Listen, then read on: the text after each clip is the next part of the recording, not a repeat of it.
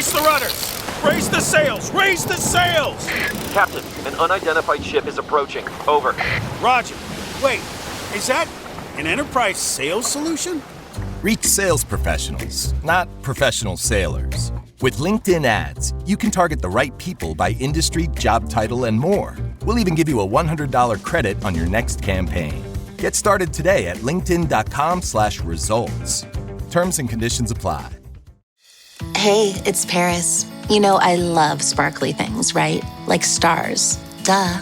And thanks to Hilton and AutoCamp, I just slept under them. Picture me, serving looks by the fire outside my luxurious Airstream, making s'mores with the kids, while a national park is our backdrop. The great outdoors meets Hilton hospitality. That's hot. Explore all the new ways to stay at Hilton.com. Hilton for the stay. This episode is brought to you by Nespresso Virtual Coffee Machines. Ready to enjoy the bold flavors of barista-quality Nespresso iced coffee at home? Simply fill a glass with ice and press the brew button on your virtual pop machine to enjoy rich double espressos roasted to stand up even when chilled. Refreshingly bold iced coffee. Refreshingly easy to make at home. Visit Nespresso.com to shop now. I was deep in it, gaming on Samsung Galaxy Z Fold 7. Unfolding the screen made it twice as big and so immersive, I kinda lost myself. Might have trolled a little too close to the sun.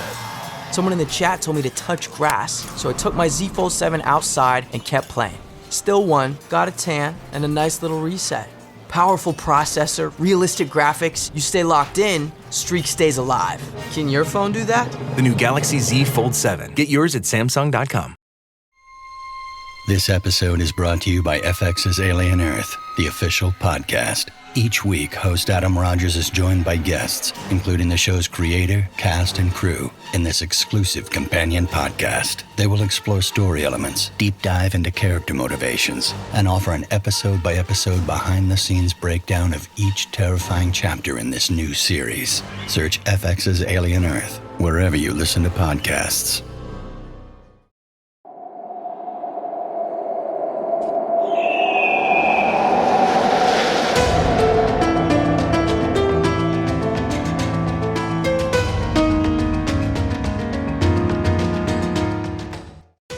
Hello and welcome to the Assassin's Creed Lorecast. We are so excited to bring you this show. Our podcast is all about unraveling all of your favorite mysteries from the Assassin's Creed games. Each episode will be talking about a different topic in the Assassin's Creed universe. From Pieces of Eden, solar flares, and the Isu, to the Hidden Ones, the Order of Ancients, and of course, the Animus, we will seek to uncover it all. So join us and maybe even take a leap of faith.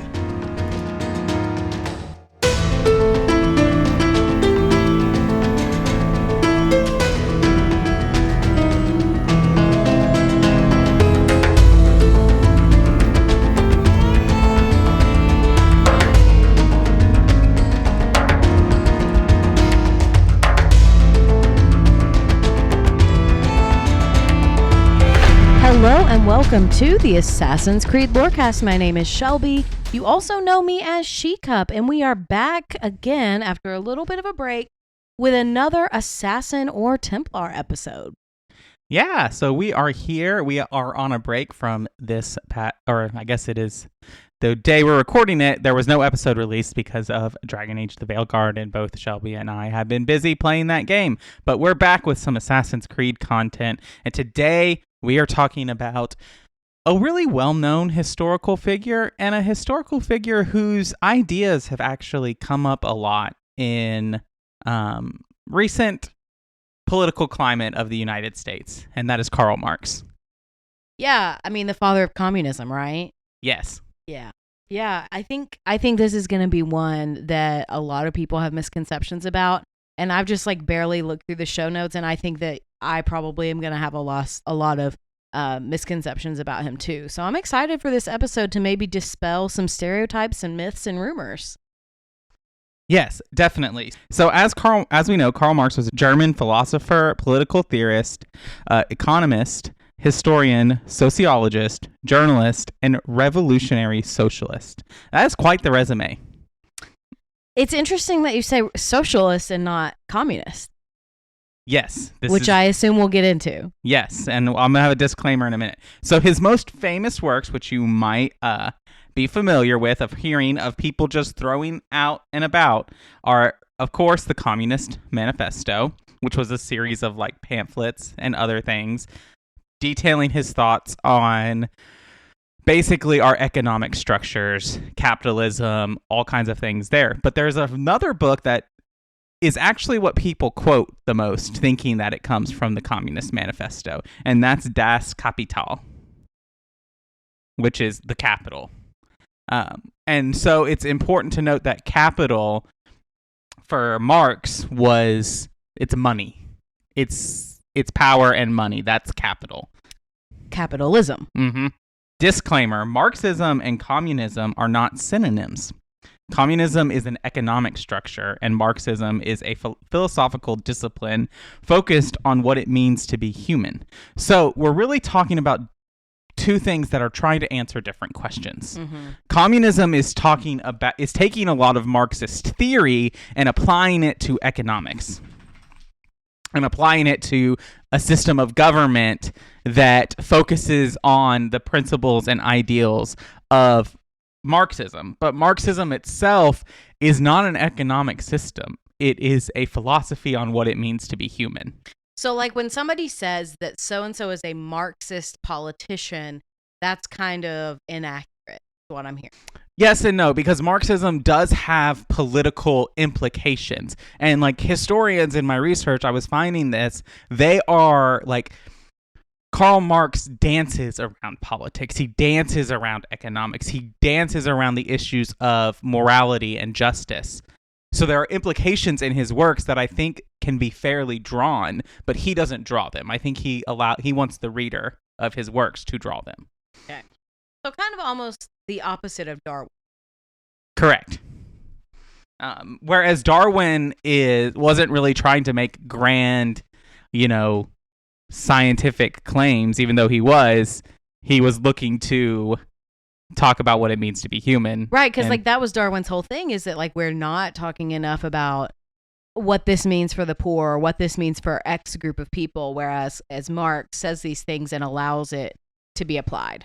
So you're absolutely right on that Darwin and Marx comparison. And Marx he is so concerned with the poor because he does so much for labor. Like he is so concerned for labor movements, but he wants people to reach those conclusions themselves. He doesn't want to draw them for them. Which is an interesting stance to take as a philosopher. I don't feel like you find that very often. No, not at all. And I think that we have, like Darwin, like Marx, and a lot of people, we attribute what people who come after them say to them and not really what they said. And I think there's a lot in here of where Marxism is not really a perfect philosophy, and I don't want to say that, but there's a lot in here that I think rings true for our world, and some things that he was just observing. And that is something about Darwin and Marx, who lived at the same time. They comment, it's like, these are things that I have observed and I'm commenting on. Right. And it's in this kind of like quasi second Enlightenment, industrial movement where there's a lot of scientific thought, and the scientific method is a big thing, and people want to apply that kind of rational thought to everything. And where there's a lot of advancements happening very rapidly. Yes, and like it is equivalent. Like we have a lot of advancements that people in the 19th century probably never would have dreamed of, but they still like had advancements for a bunch of things that were like ridiculous, even just as something as small as like the cotton gin. Well, I mean, even think about people went from riding horses and horse-drawn buggies to cars within a few decades. Yes, it's a big deal. So I'm not going to talk about kind of his history because you can read that, and that's not really what we're focused on. Like what he did is not what we're focused on. We're focused on what he believed. So Marx believed that the human nature was driven by our actual self, who we truly are, and this actual self informs and drives our potential self, who we will become. So who we are at our core drives who we will become.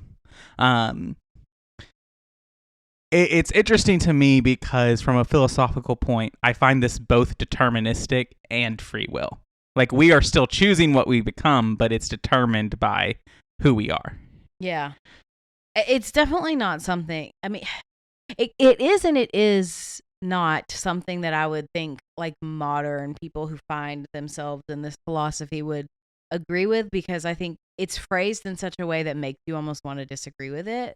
Because I think people now would say, oh, well, like your circumstances or your context or your privilege, quote unquote, will determine who you are, who you become, which I think he's kind of saying a similar ideology, but in different terms. He never says what drives or sets your actual self, your actualized self. But anyway, he believes that we become our potential self when we interact and change the natural world. He believed that when we shape the world to meet our needs, we are taking ownership of it. And ownership is a big concept for Marx. So hold that. He's basically saying, like, when we hunt to get food, when we mine something to get a resource, when we are even cutting down a tree to have the wood to build our shelter and our house, we are taking ownership of the world. That is a product of our labor. Another big important word for Marx.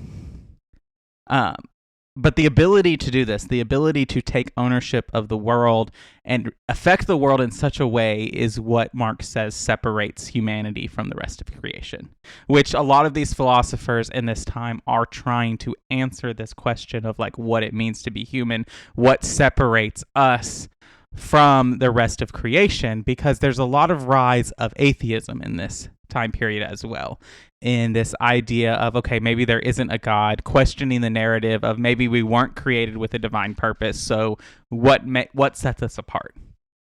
And then so he focuses on our work or labor, as he names it, which is what we do to become and unlock our potential selves. He also said that meaningful work can only be obtained from interaction with the physical world. So Marx is anti what I would call the ivory tower of just being completely theoretical, which is contrary to this time. Well, yeah, and I was also going to say, like, it's so funny because I would argue most of our jobs, like at least most of white-collar American jobs, fall into the idea that, like, we're not interacting with the physical world. Our meetings are on Zoom or on Teams.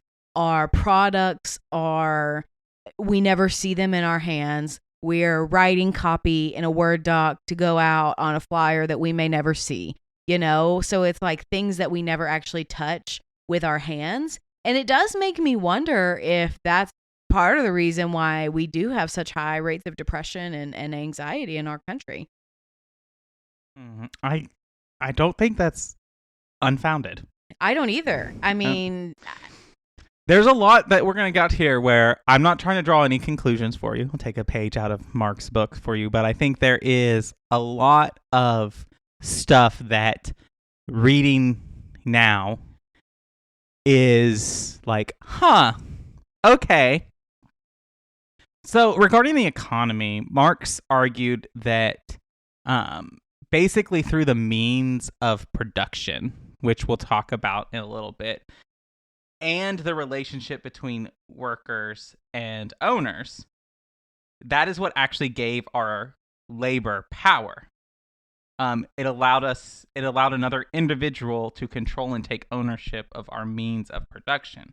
So this is interesting. He says capitalism is basically disrupting the natural order of things because we are giving up our ownership in our production, in what we're producing with our labor, to the owner of the factory, the company. And he uses factories a lot because that's the context in which he's writing. So basically, it is only in capitalism when this has evolved, has feudalism and everything has evolved into capitalism, we have developed this relationship where someone else can take ownership and the result of our labor power. Mm. Which I would argue with Marx that that's always been the case. Go ahead. Even from like a hunting and gathering society, because you are still in a hunting and gathering society, you are still bringing stuff back. And I think the difference for Marx is that he would say, like, in a hunter gathering society, they are willingly sharing their labor power versus capitalism. Yeah, I would just argue that like capitalism is not the only system in which that occurs, and just kind of to what you've said about like this kind of taking the fruit of someone's labor and exploiting someone's labor has been happening for all of eternity. So I'm really not sure that's a capitalism problem as much as it is a human problem. I mean, if we take it about, I know like our focus is on the Bible. Let's take the story of Jacob and Laban. Yeah. Like he exploits Jacob's labor because Jacob wants to marry Rachel, and he tricks him and does that. That's happening. This kind of thing has always happened. Yeah.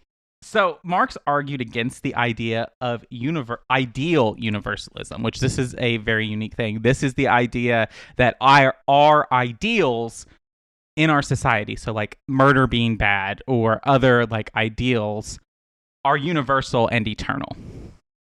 He argues that most of these beliefs are at best half-truths and therefore not universal and should not necessarily govern morality.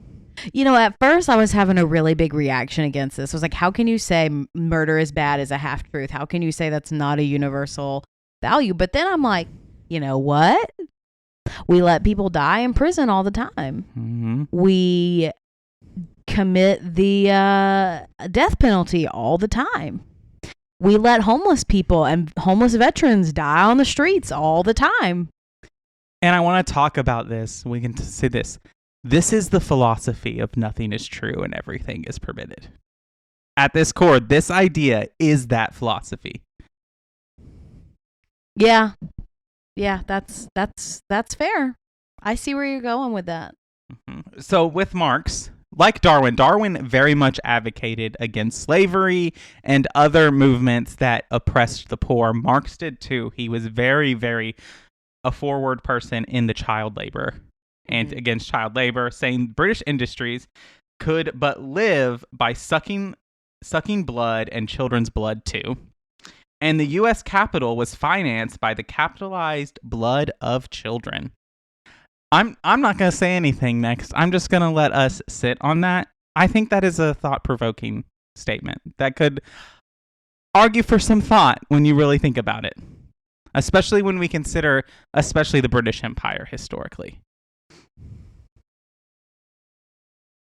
And they are our parent country. So that's all I'm going to say on that matter. But with that, I think we can go on to our mid-break before we get into his economic views, which I think are going to take up the majority of our time. All right, well, let's get into it. My cat Freddie loves to be brushed and cuddled. But stirring up his cat allergens meant sneezing and itchy eyes. Then I found Purina One Live Clear. It's cat food that reduced the major allergen and my suffering in as little as 21 days. Now, we feel closer than ever. If you have issues with cat allergens, you really need to try Purina One Live Clear. Try new Purina One Live Clear today. Purina One, a difference from day one. Lowe's knows to bring your vision to life, it's important to find the right color. That's why MyLowe's Rewards members get a free Valspar paint or exterior stain sample to test your look to confidently refresh your space. Offer valid in-store only 8/7 to 8/20. Limit 1 per customer while supplies last. Discount taken at time of purchase. See associate for details. Rewards program subject to terms and conditions. Details at lowes.com/terms. Subject to change. This message is sponsored by Greenlight. With school out, summer is the perfect time to teach our kids real-world money skills they'll use forever. Greenlight is a debit card and the #1 family finance and safety app used by millions of families, helping kids learn how to save, invest, and spend wisely. Parents can send their kids money and track their spending and saving, while kids build money confidence and skills in fun ways. Start your risk-free Greenlight trial today at greenlight.com/Spotify. That's greenlight.com/Spotify. Ma cos'è? Shoot! Shoot a flying demon! Quite a carriage you got there. Where did you buy it, if you don't mind me asking? Ask all you want, Freddy. You'll never get an answer. Damn it all. Was it my eyebrows? Yes, and your face, voice, and body. What have you done? We used them. They were not ready for firing. You could have gotten us all killed. Let me see. His breath is more fatal than our cannons. Only when you two fools are shooting them. There, try it. Hello and welcome to the middle of the show. This is where we talk about all the things that have to do with the Assassin's Creed lore cast and not the lore of Assassin's Creed. So the first thing I have to tell you is that you should join our Patreon at patreon.com/ACLorecast. You can get great rewards, coming on the show, getting your name read out on every episode, and so much more. And as the year is winding down, that means we're going to be announcing next year's merch pretty soon, probably in January. And I will tell you now, we are doing some major upgrades, so you might wanna sign up and get involved now before all of that goes live. So definitely jump on it. But the next thing I have to talk about is ratings and reviews, which is the next best way to support us if you can't support us financially. And I do have one to read today, which comes from Animus Junkie back on October 25th. Who commented or who left an Apple review 5 stars about season 6, episode 14, and said, "I love the concept of this season and episode. I can't believe no one picked Aya." And this was our Hunger Games episode with the patrons. And they said, "Looking forward to the rest of this season. Thank you for making such a great Assassin's Creed podcast." Thank you so much, Animus Junkie, for leaving that awesome review. And the last thing I have to talk about is just our Discord server. We've got a lot of activity going on with the release of a bunch of new games this year, and it's just a great place to be. And truly, the people in our Discord server are going to find out all of our updates, all of the new things we've got going on first. So if you want to be the first to know about anything going on with the cups, that's the place to be. So definitely join us. You can find the link in the episode description for all the things mentioned on the mid-break today. So I think with that, we can get back into it. This episode is sponsored by Friskies, who would like to tell your cats hi. Now, if that didn't get your cat's attention, there is one thing that always does the trick. Just pour some Friskies crunchy food in the bowl and you'll hear those paws come running. Works every time. With so many Friskies choices, you can always bring your cats running from their secret napping spots. There's always more to explore. See for yourself at friskies.com or visit your local store.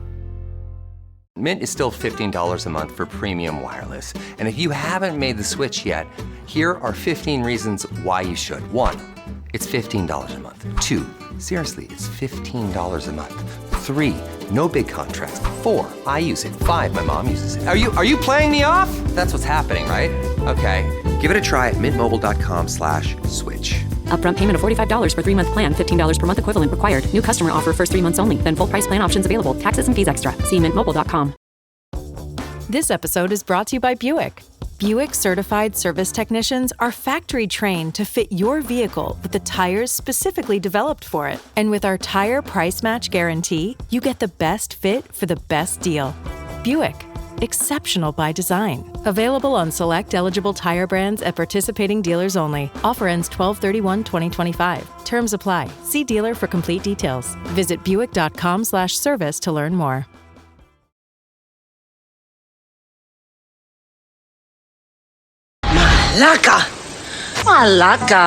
Malaka.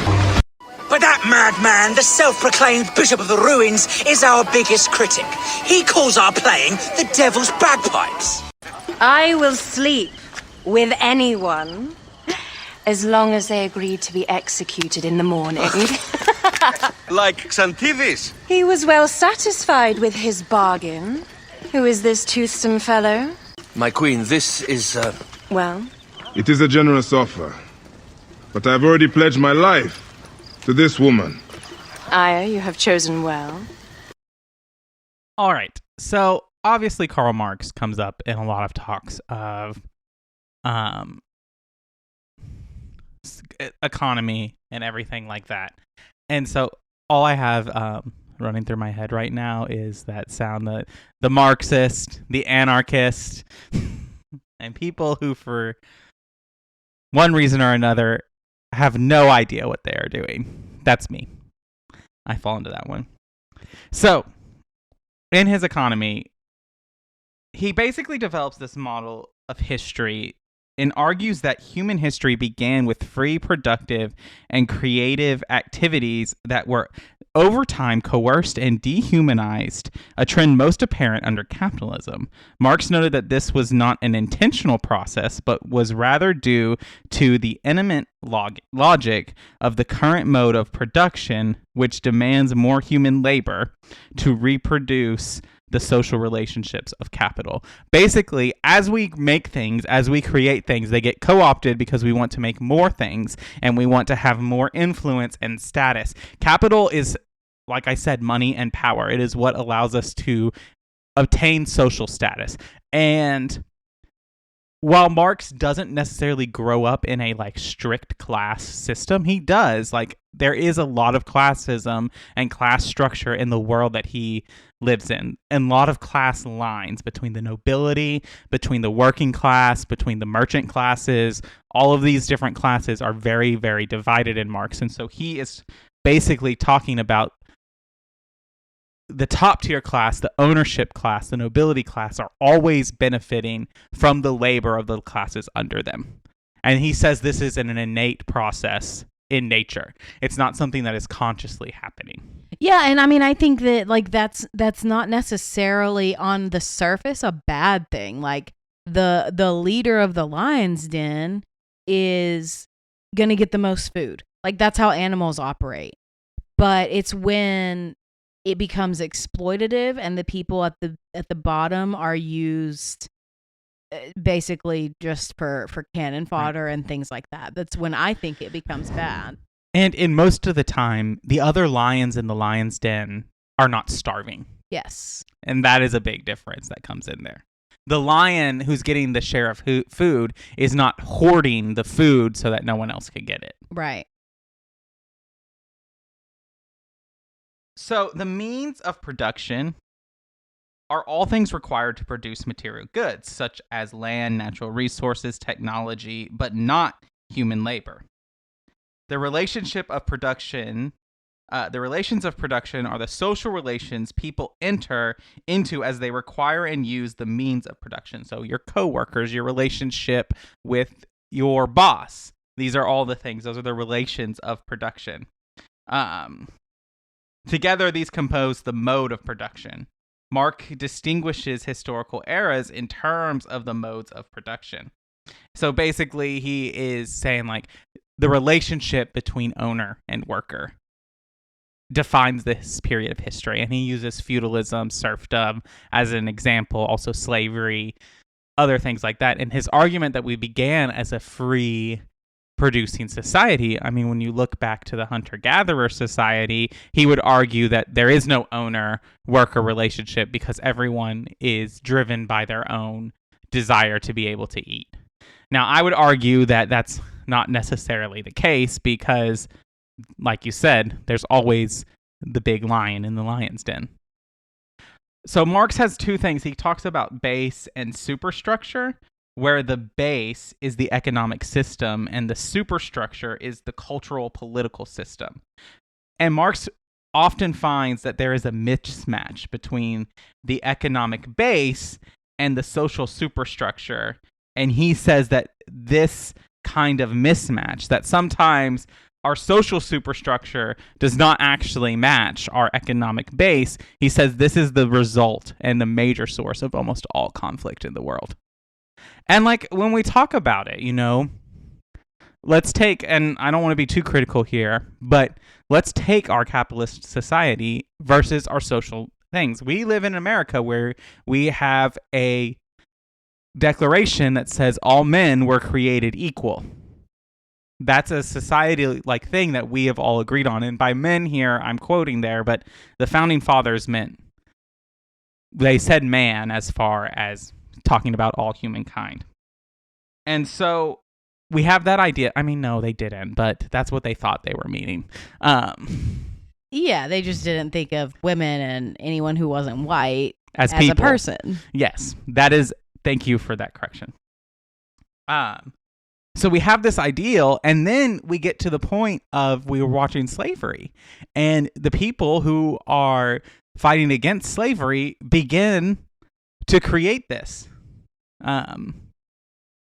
And so, they quote this social idea that doesn't match the economic system, which especially for the southern states, the economic system and structure was a relationship of master and slave. And so this is where he gets in trouble. He starts critiquing capitalism, which in this time is a big thing because the powers that be are starting to realize oh, we can really benefit from this system.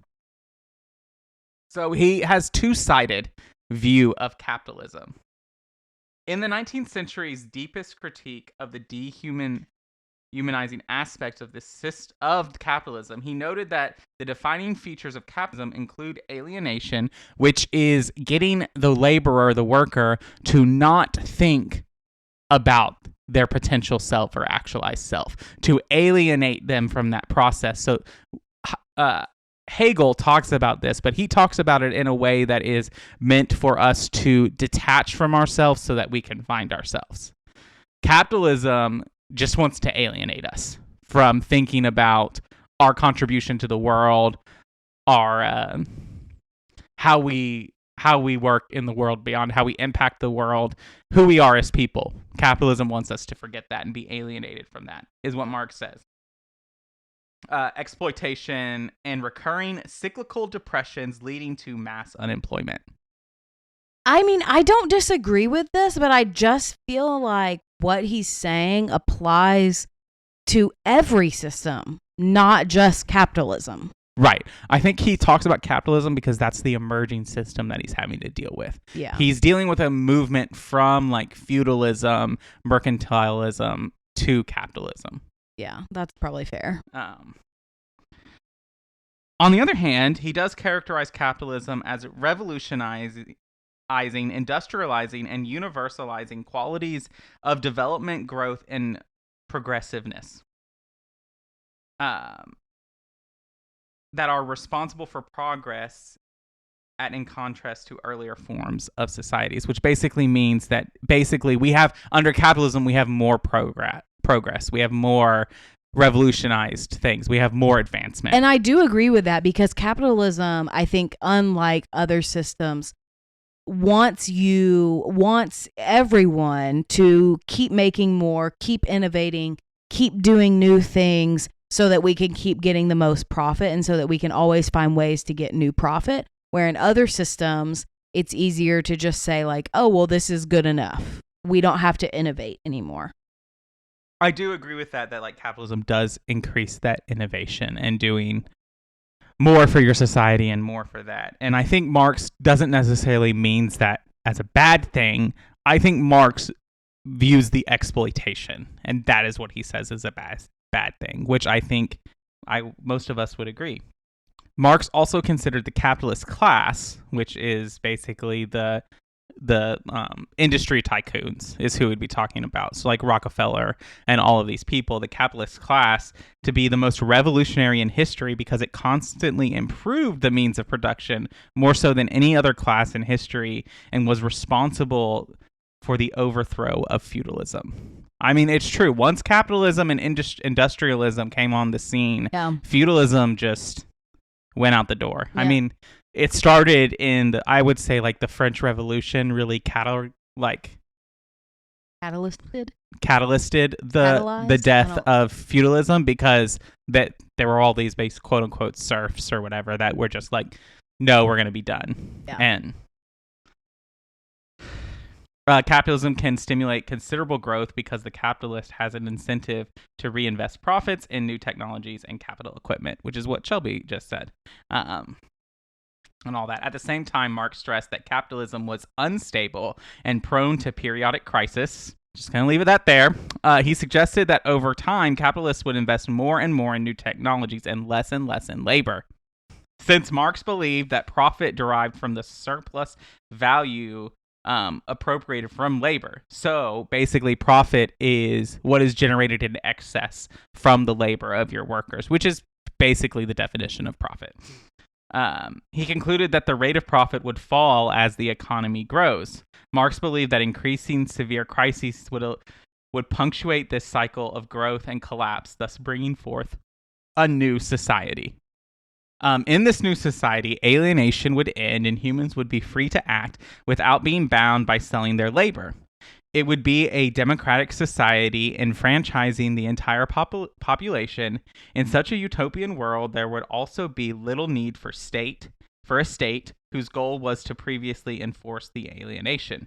Marx theorized that between capitalism and the establishment of a socialist communist system would exist a period of dictatorship of the proletariat. Now, the proletariat is what Marx calls the working class.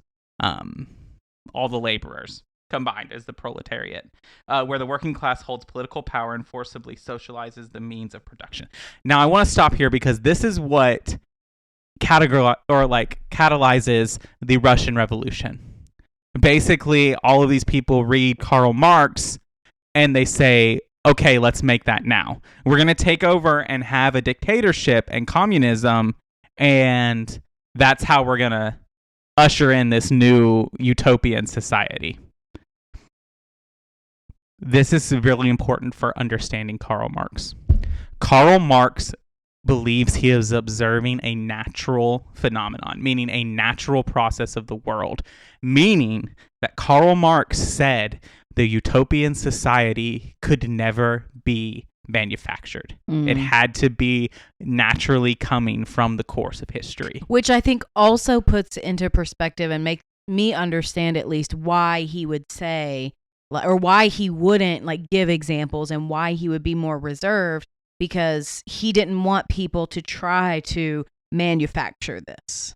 And we really want to talk in philosophy and religion. We talk about this word anthropology, which means something when you're talking about, it means similar things, but it's really what does it mean to be human? And in theology, you can have a high anthropology or you can have a low anthropology. Marx has a very low anthropology. Which just basically means, and not necessarily what it means to be human, but your faith in humanity, how much of it you have, whether you believe humans are naturally good or naturally bad. Mm-hmm. And Marx would argue that no, humans are naturally going to exploit and oppress each other, which is not, it's hard to argue with that. It is. The evidence is right in front of us. As the Templars would say, the world just has to be as it is. Exactly. And so Marx doesn't want to usher in this society because anything that is intentionally made by humans is going to innately oppress the lower class. Yeah. And I think we see that in the history of China and North Korea and the Soviet Union and Russia to its step now. I mean, if you look at those countries, the poor in those countries have it really bad. Yeah, well, I mean, the poor in America have it bad too. Yes. I think Marx is observing a human problem and not necessarily a unique capitalist problem. I agree. I don't think the things he brings up are unique to capitalism at all. No. And I think what Marx would probably agree with us if he were around to look at where his ideas are taken and refine them. I think he would argue that as moral people, we have to check our economic systems. And that's what we have to do. We can't just blanket laissez-faire our way hands off on an economic system. There has to be regulation and there has to be checks. Otherwise, the natural course will lead to the oppression of the poor. Which I think we see. So, any thoughts on Marx's belief and philosophy? This was a very crash course. There's so much more. We just scratched the surface. I do hate philosophy so often because I feel like it is impractical and that it does not have anything to do with the lives of real people, but I don't at all feel this way about Marx, which is interesting. I have a lot of criticisms of him and of his philosophies, but I think that we have adequately established that. So right now I'm just kind of like chewing on his role in Assassin's Creed because I have some conflicting thoughts. So let's get into it. Okay, so he is an ally of the Fry twins in AC Syndicate and serves as a quest giver and NPC.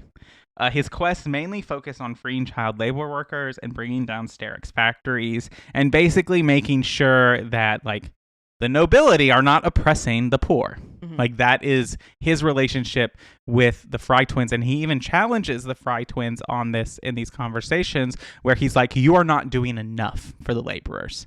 You're helping a lot of people, but you're not doing enough for the laborers, and you need to do more. Right. Which I think it's interesting because we don't get that. We get a lot of assassins challenging other assassins, but we don't see a lot of like their allies challenging their philosophy and challenging what they're doing. Mm-hmm. I think that's a fair point. I just feel like, I'm just jumping in here to our discussion. Yeah. So we can do that. Yeah. I just feel like his philosophies, while I think some of it can be interpreted in a assassin-y lens, I just feel like all of his ideas about like controlling the economy and those kinds of things, controlling owners to put the power in the hands of the laborer, the control aspect of it specifically reeks of Templar ideology to me. And I also feel like, similar to what I said earlier, his super pessimistic view of humanity and even of leadership also suggests Templar to me, though assassins can do that as well, because I feel like Templars look at the world and look at every leader and say, you are bad, you are evil, you are making the wrong choices. How can I worm my way into it and take the power away from you so that I can establish the Templar goals? So I have two things for you. The first, I'm going to respond to the last thing you said first. So I think if we had to give them, I think assassins have like a medium anthropology. I don't think they really have a high anthropology because they are so distrustful of those in power. Definitely not. I think you could break it down of like, they probably have a higher anthropology for people who are just like regular everyday people and a low anthropology for people who are like rulers and kings and whatnot. Mm-hmm. I think the thing about assassins in this is that they believe that the world can be better through its own natural means, whereas Templars do not. Yeah. And I think that's with Marx here. I think he believes the world will be better through natural means. And I will also challenge the control thing, because aren't the assassins at their core a check on power? Are they not a regulation?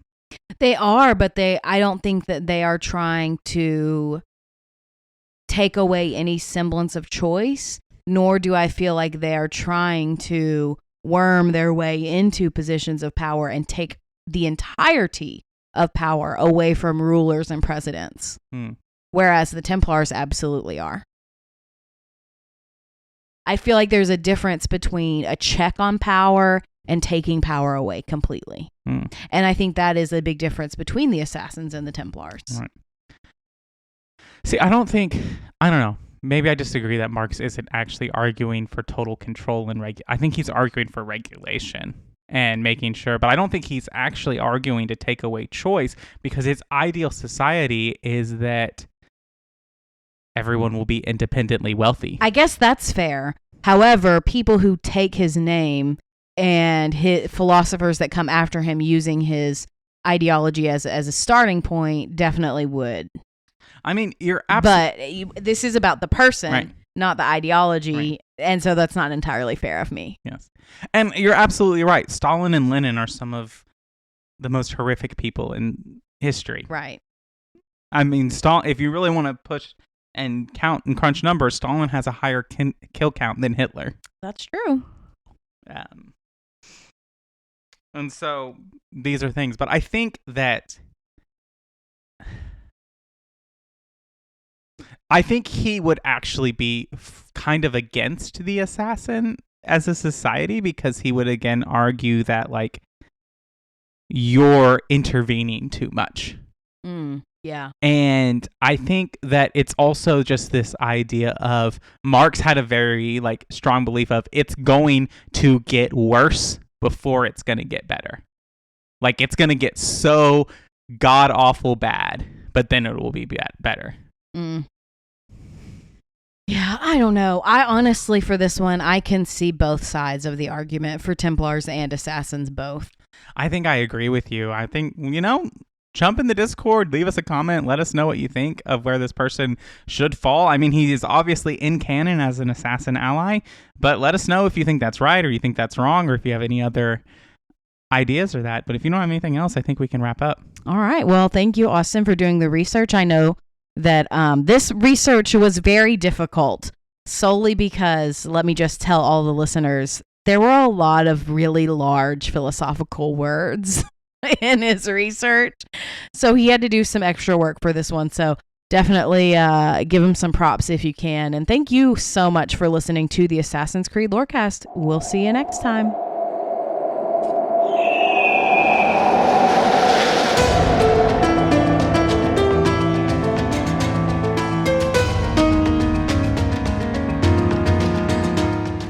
Thanks for listening to the Assassin's Creed Lorecast. You can find us on Twitter at ACLorecast.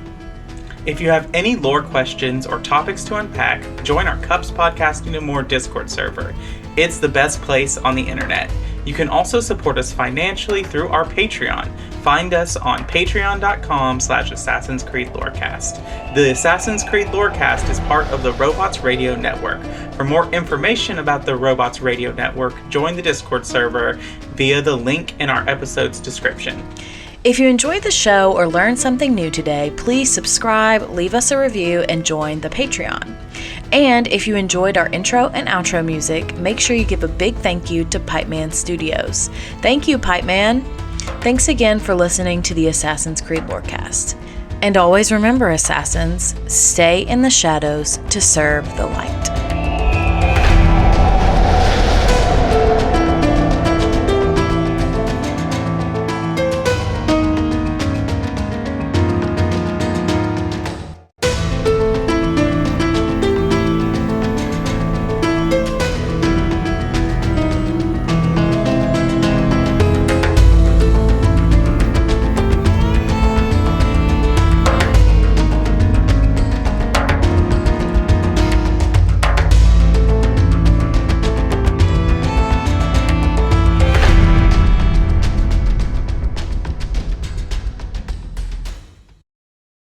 Want to live better? We got a lot of work to do. Join Chris Hemsworth in National Geographic's new Disney Plus original series, Limitless. Live better now. I'm diving headfirst into cutting-edge science to uncover 3 powerful secrets to living better right now. The growth that occurs through any challenging experience is really what we seek. Chris Hemsworth stars in Limitless. Live better now. Now streaming on Disney Plus and Hulu. It's showtime. Are you a fan of Indiana Jones? How about someone who just enjoys an immersive story of historical fiction? If so, then the Indiana Jones Lorecast is the place for you. Join me, Sir Bandit, as we delve into the amazing and rich history of the Indiana Jones franchise, from the films and TV series to the novels, comics, and games. The show is available wherever you get your podcasts, so if you feel that call to adventure, you can come find me in my office. I'll see you there.